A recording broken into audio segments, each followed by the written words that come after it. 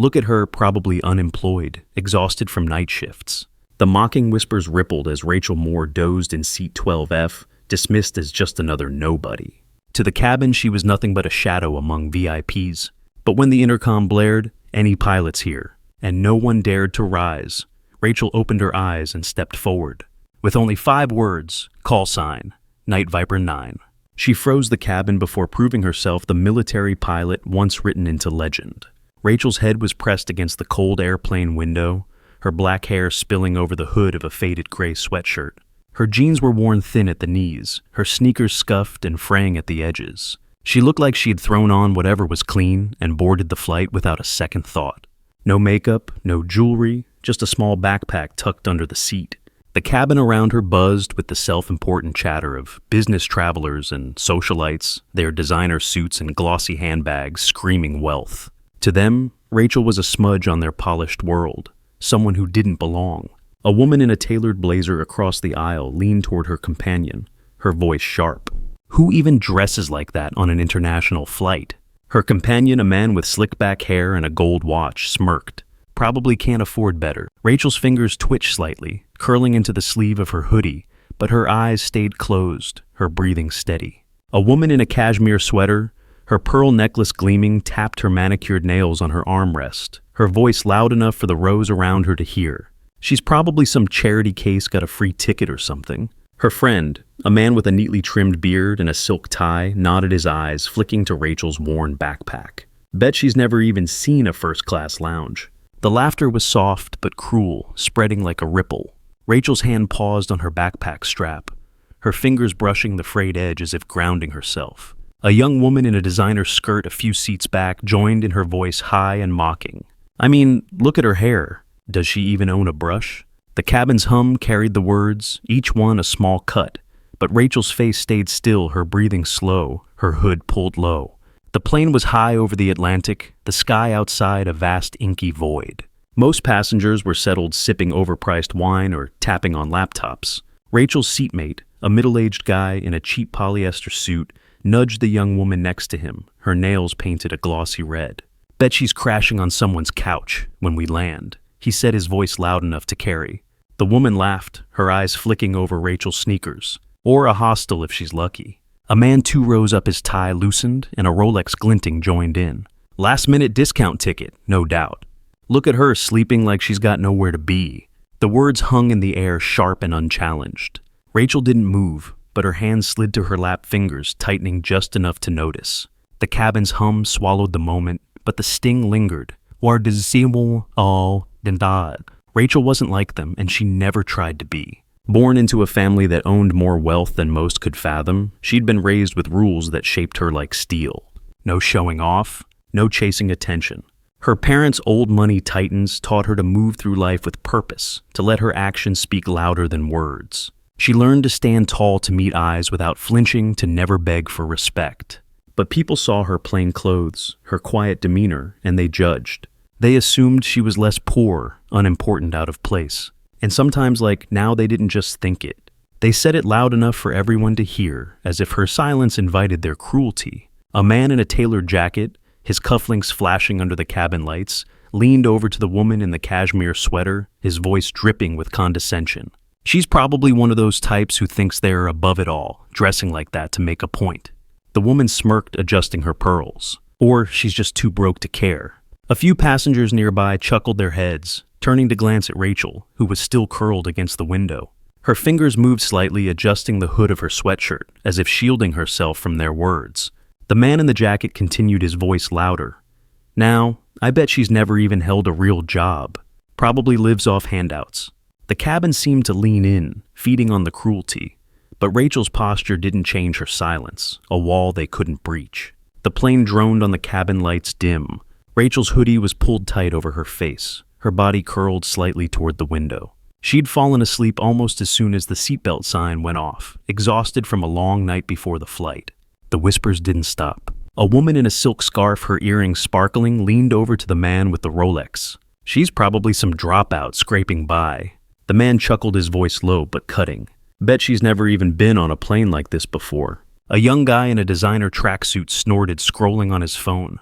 Look at those jeans. I wouldn't wear those to clean my car." The laughter spread a ripple of disdain. Rachel's hand rested on her backpack, her fingers brushing the worn strap, a small grounding motion. Then a flicker. The cabin lights blinked just for a second, but enough to make heads turn. A low rumble vibrated through the floor, and the plane dipped, glasses clinking in first class. Passengers froze, their chatter dying. Rachel's eyes opened just a crack, her body still but alert. The intercom buzzed, sharp and urgent. The captain's voice came through tight with strain. "Attention, passengers. This is your captain. Is there any pilot on this flight? Please identify yourself immediately." The cabin went silent, then erupted in murmurs. A woman gasped, clutching her armrest. A man swore, his voice shaking. Nobody stood. Nobody moved. A businessman in a pinstripe suit, his laptop open, slammed it shut, and stood, his face red. "This is ridiculous. They can't just let anyone walk up there." His voice carried drawing nods from nearby seats. The woman in the designer skirt leaned forward, her tone sharp. "She's probably just attention-seeking, thinking she's in some movie." Rachel's seatbelt clicked as she unbuckled it, the sound cutting through the noise. Her hood slipped back, revealing her face, calm, unyielding. The businessman pointed at her, his voice booming. "Sit down, lady. You're not fooling anyone?" Rachel's eyes flicked to him just for a second, and her lips pressed into a thin line. She didn't speak, but her gaze held a weight that made him pause, his finger still pointing, his confidence wavering. "Hey, if this story's grabbing you, take a second and grab your phone. Hit that button drop, a comment about what's hitting home, and subscribe to the channel. Stories like these about real people facing real judgment, they matter. Let's keep telling them together." Just a quick tap and we'll dive back in. Rachel sat up, her hood slipping further, her dark eyes scanning the cabin. She stood, her movement steady, like she'd been waiting for this moment. The man in the cheap suit grabbed her arm, his grip tight, his face twisted. "What are you doing? Sit down." His voice was loud, drawing every eye. The woman in the blazer sneered, her tone venomous. "Oh, please. She's not saving anyone." The guy with the Rolex leaned forward, at his face red. "This is a cockpit, not a soup kitchen. Stay out of it." Rachel didn't look at them. She pulled her arm free, gentle but firm, and took a step into the aisle, her sneakers silent on the carpet. A young mother in a floral dress, clutching a toddler on her lap, stared at Rachel with wide eyes. "You can't just walk up there," she said, her voice trembling with fear. "You're going to get us all killed." The toddler squirmed, sensing the tension, and the mother hugged him tighter, her eyes darting to Rachel's faded jeans. A man in a golf shirt, his sunglasses perched on his head, laughed bitterly. "She looks like she's here to clean the plane, not fly it." The cabin pulsed with agreement, a wave of scorn washing over her. Rachel's hand paused on the seatback in front of her, her fingers tightening briefly, then relaxing. She took another step, her posture straight, her eyes fixed on the cockpit door. The young woman with the red nails laughed, her voice high and mocking. "What, she's gonna fly the plane? Her?" The man in the pinstripe suit, his briefcase open on his lap, shook his head. "This is why I don't fly commercial. They let anyone on." The flight attendant, a young woman with a trembling clipboard, rushed toward Rachel, her eyes wide. "Ma'am, we need actual pilots. Please sit down." Her voice cracked, her hands shaking. The woman in the silk scarf stood, her earrings glinting. "She doesn't even look like she could hold a job, let alone fly a plane." The cabin buzzed, a chorus of scoffs and whispers. Rachel's jaw tightened just for a moment. She took another step, her eyes fixed on the cockpit door. An older man in a tweed jacket, his glasses perched on his nose, stood up, his voice sharp with authority. "This is absurd. I've been flying for decades, and I've never seen anything so reckless." He pointed at Rachel, his hand shaking slightly. "You're not qualified? You're putting us all at risk." A woman in a business suit nodded, her voice cold. "If she steps into that cockpit, I'm calling my lawyer the second we land." Rachel's steps didn't falter, but her hand brushed against her backpack, pulling it closer as she moved. The older man's voice rose, almost pleading now. "Someone stop her before she dooms us all." The cabin's energy shifted, a mix of fear and outrage, but Rachel's face remained calm, her silence louder than their shouts. The cockpit door cracked open, and the co-pilot leaned out, his face pale, his tie loose. Sweat beaded on his forehead as he scanned the cabin, his eyes desperate. Passengers held their breath, waiting for someone, anyone, to step up.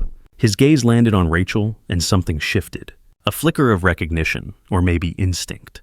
Rachel met his eyes and gave the smallest nod, a gesture so subtle it it was almost invisible. The co-pilot's shoulders dropped and he said, his voice rough, "Let her through." The cabin gasped, heads turning mouths open.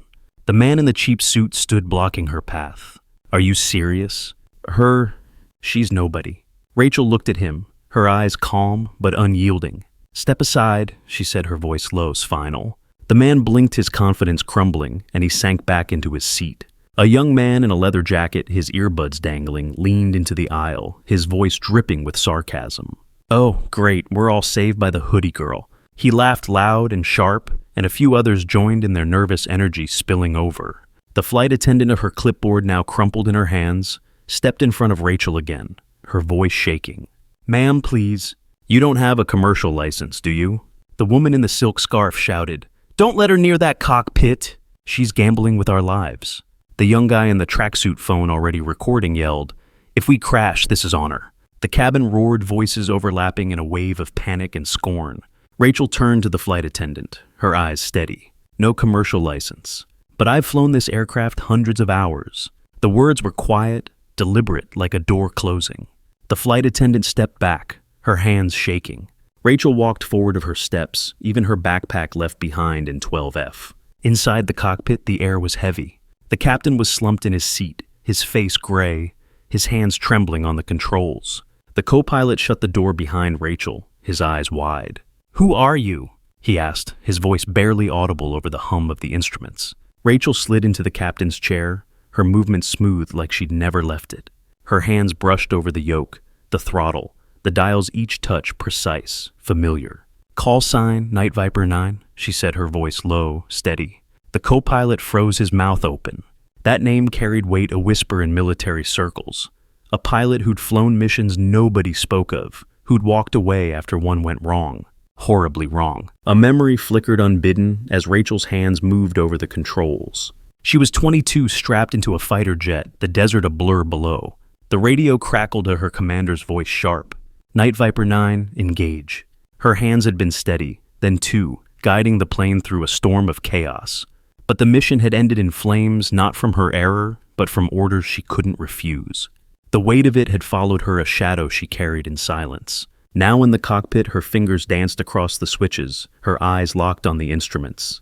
The plane shuddered, alarm, screaming, but Rachel's face stayed calm, her hands sure. The co-pilot watched, his breath shallow, as she adjusted the throttle, silencing one alarm, then another. Back in the cabin, a woman in a velvet jacket, her lips painted red, stood up, her voice trembling with rage.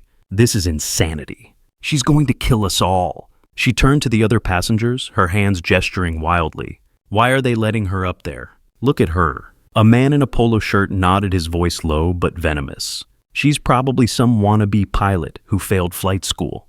The cabin buzzed with agreement, the air thick with fear and scorn. The young mother clutched her toddler tighter, her eyes darting to the cockpit door. "I just want to get home," she whispered, her voice breaking. Rachel's backpack sat untouched in 12F, a small worn thing that seemed to mock the cabin's judgment. The woman in the velvet jacket continued, her voice rising. "We deserve better than this." Rachel's hands moved fast, flipping switches, adjusting the trim. The plane shuddered, alarms blaring, the horizon tilting on the screens. Her face stayed calm, her eyes locked on the instruments. The co-pilot watched, his hands hovering, useless. "You've done this before," he said, his voice half question, half prayer. Rachel didn't answer. She murmured something under her breath, too quiet to catch, and pulled the yoke, easing the plane out of its dip. The alarm slowed, then stopped. The cabin lights steadied. Outside, the passengers screamed as another jolt rocked the plane trays, clattering to the floor. Rachel's fingers tightened, her knuckles pale but steady. She adjusted the throttle, her movements precise like a dancer who knew every step. A flight attendant, older now, with gray streaks in her hair, stood at the front of the cabin trying to calm the passengers. "Please, everyone stay seated," she said, her voice firm but strained. A man in a baseball cap shouted back, "How are we supposed to trust her? She looks homeless." His words drew laughter, sharp and mean, from a few nearby seats.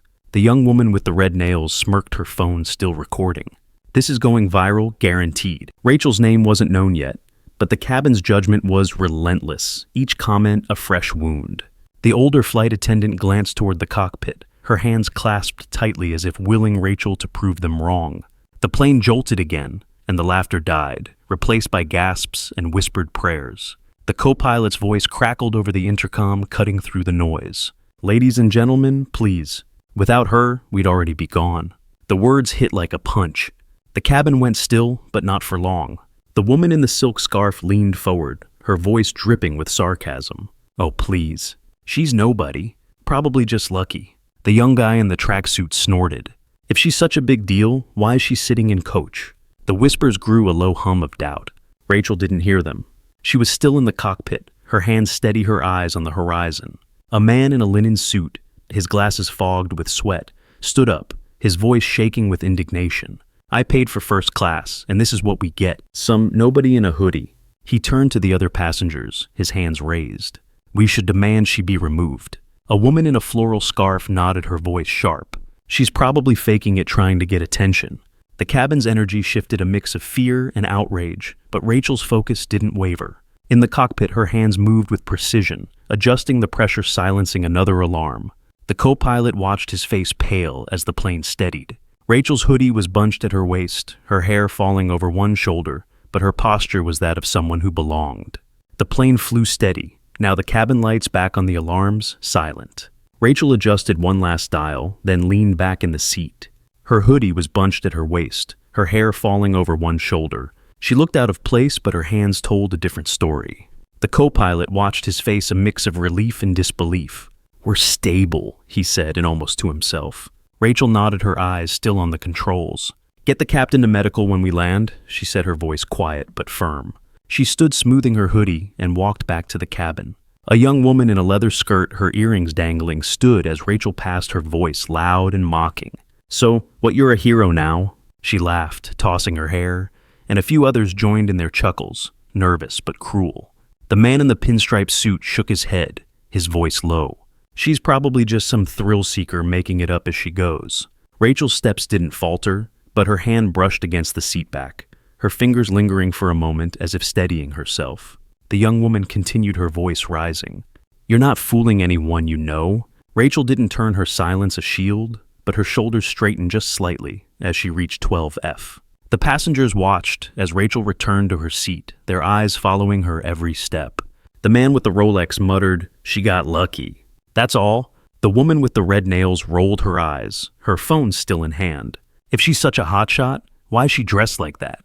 The young guy in the tracksuit laughed loud enough for Rachel to hear. "Bet she's just some wannabe." Rachel slid into 12F, her movements slow, deliberate. She pulled her hood up and leaned against the window, her face unreadable. Her fingers rested on her lap still, but her jaw was tight just for a moment. A man in a navy blazer, his watch gleaming, leaned over to the woman in the velvet jacket, his voice low but cutting. "I bet she's never even seen a cockpit before today. Probably just guessed her way through." The woman nodded, her lips curling. "Exactly. She's no pilot. Just some nobody who got lucky." A few passengers nearby nodded, their whispers growing. Rachel's backpack sat untouched in 12F, a small worn thing that seemed to mock their judgment. The man in the navy blazer continued, his voice louder now. "If she's so great, why is she hiding in that hoodie?" Rachel's hand moved to her backpack, her fingers brushing the strap, a small grounding motion. At the gate, the cabin door opened, and 3 men in military uniforms stood waiting. Their faces were hard, their postures rigid. As Rachel stepped into the aisle, one of them raised his hand in a sharp salute. "Welcome back, Night Viper 9, he said, his voice carrying. The other 2 saluted in unison, their eyes locked on her. The passengers froze, mouths open, hands still on their bags. The man with the Rolex dropped his phone. The woman with the red nails stopped recording. The man in the cheap suit stared, his face pale. Rachel didn't return the salute. She nodded once, her expression calm, and walked past them, her sneakers silent on the carpet. A woman in a beige trench coat, her hair pulled into a tight bun, stood frozen in the aisle, her eyes wide. That's Night Viper 9. She whispered, her voice barely audible. The man in the linen suit, his glasses still fogged, sank back into his seat, his hands trembling. "How were we supposed to know?" he muttered, but no one answered. Rachel's backpack was slung over one shoulder now, the worn straps blending into her hoodie. The cabin was silent, the weight of the moment sinking in. The woman in the beige trench coat clutched her purse, her knuckles white, as if realizing the depth of their mistake. Rachel didn't look back, her steps, steady, her silence louder than any words. The truth caught up fast. The man with the Rolex got a call in the terminal, his assistant's voice tense. They pulled the contract, said they don't work with people who disrespect their partners. He stood frozen, his cufflinks glinting uselessly. The woman with the red nails posted her video mocking Rachel mid-flight. It backfired. Comments flooded in, calling her out, her followers dropping. Her sponsorship deal vanished by morning. The man in the cheap suit got a text from his boss. "You're done." He sat in the airport bar staring at his drink, his loud laugh gone. The woman in the velvet jacket, her lips no longer red, stood in the terminal, her phone buzzing with notifications. Her latest deal, a high-profile campaign, was canceled, the client citing unprofessional conduct. She stared at the screen, her hands shaking as the reality sank in. The man in the pinstripe suit, his briefcase now useless, received an email from his firm. His promotion was rescinded, his behavior on the flight deemed unacceptable. He stood in the baggage claim, his face pale, his confidence gone. Rachel didn't see any of it. She walked through the terminal, her hood up her steps even. A black SUV waited outside the driver, opening the door without a word. Rachel slid inside her backpack at her feet. The driver's posture shifted a subtle respect in his straightened shoulders. The car pulled away, the airport fading. Rachel looked out the window, her face calm, her hands still. A small photo slipped from her backpack, landing on the seat beside her. A younger Rachel in a flight suit, her eyes bright, her call sign stitched on her chest. She didn't pick it up. She didn't need to. Her silence said it all. The truth had a way of catching up. It always did. Rachel didn't need to shout her worth or flash her name. She'd spent her life proving it one quiet step at a time. For everyone who'd ever been looked down on, dismissed or laughed at, her story wasn't just hers. It was theirs too. They weren't wrong. They weren't alone. Where were you watching from? Leave a comment below and hit follow to walk with me through heartbreak, betrayal, and finally healing.